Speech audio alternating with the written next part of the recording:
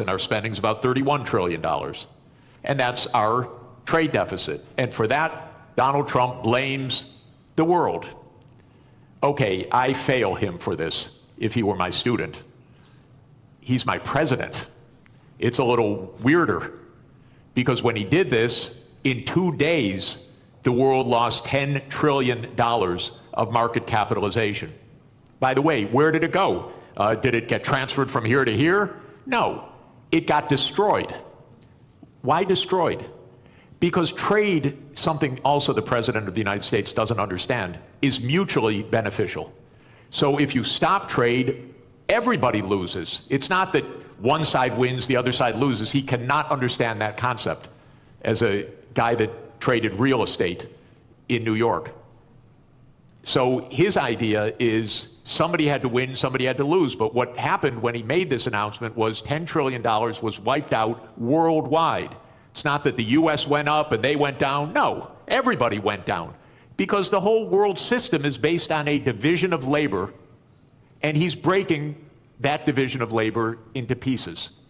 So then people said, this doesn't make sense. Even the very rich people that gave him the money for him to get into office started saying this doesn't make sense. The hedge fund managers who were his big campaign contributors, Elon Musk, who paid for his election, became prime minister, he said this doesn't make sense.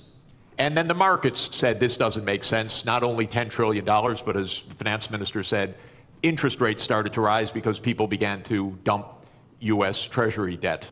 It's not quite true that he reversed things. First, he left on this 10% tariff, except for one country, for China, 145%, where he raised the tariff rates.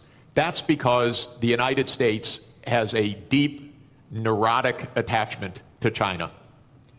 The U.S. political system hates China. Why? Because China's big and successful. And so that the U.S. hates.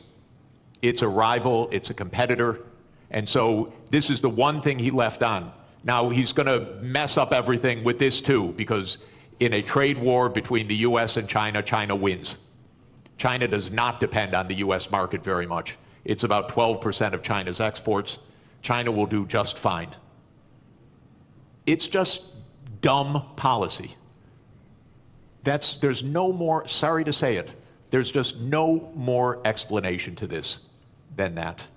It makes no sense. We are in one-person rule in the United States. Our political system is in a state of collapse. What President Trump did is an emergency decree. Everything he does is an emergency decree. Literally, you can go on to whitehouse.gov and then follow the menu to executive decrees. And there are dozens of them. And each one starts the same way. With the powers invested in me as President of the United States, I hereby declare A, nonsense, B, nonsense, C, nonsense. Because he's king. Those powers are not invested in the President of the United States. They're invested in the Congress. You read Article 1, Section 8 of our Constitution. It says that all duties originate with the Congress. And specifically in the lower house, all legislation has to start in the House of Representatives. But the U.S., starting in 1945 after World War II, became a military state to a large extent. And so it sprinkled in its legislation emergency, emergency, emergency. And Trump doesn't have to prove anything's an emergency, he just has to say something's an emergency. So suddenly the trade deficit became an emergency, and on that basis he issues a one-person rule. Even his aides don't know what he's doing. Damn. The most important part of that was when he said, China wins. They're fine. Only 12% of Chinese exports come to the U.S.? Only 12%? The idea that they can't pick up the slack there, the idea that they can't, hey, we'll sell more to Vietnam, we'll sell more to India, we'll sell more to the EU, they can sell more domestically, right? They have over 1 billion people.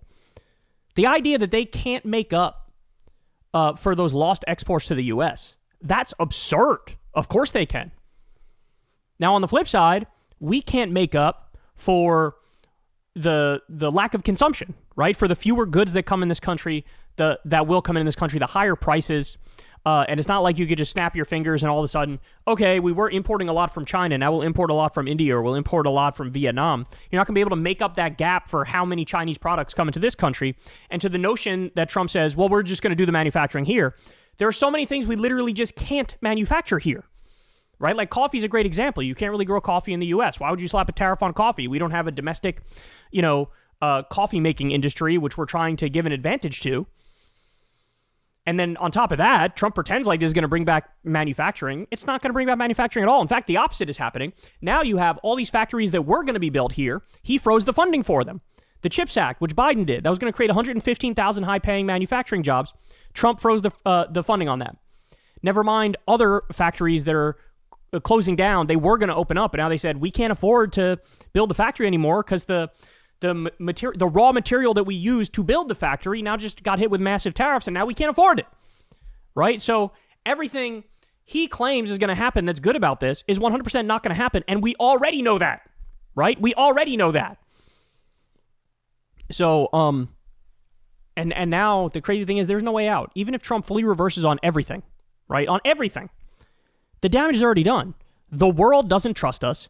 We're not good to our word. We don't abide by our deals. They know Trump could wake up tomorrow in a different mood and flip again, right? So what's going to happen is you're going to have Canada, you're going to have Mexico, you're going to have the EU, you're going to have China, you're going to have all these countries decide, we're sort of done with America. We're going to reduce reliance on them, and we're going to make deals with each other, and we're going to, basically cut America out because they're not a reliable partner. They're just not. And again, the dollar as the world reserve currency is it's already being dumped as we speak, but as the world reserve currency, I don't know, we're going to be off it soon enough, right? We're going to be off it soon enough. And when that happens, again, this country is, it's a total house of cards, and it's going to collapse.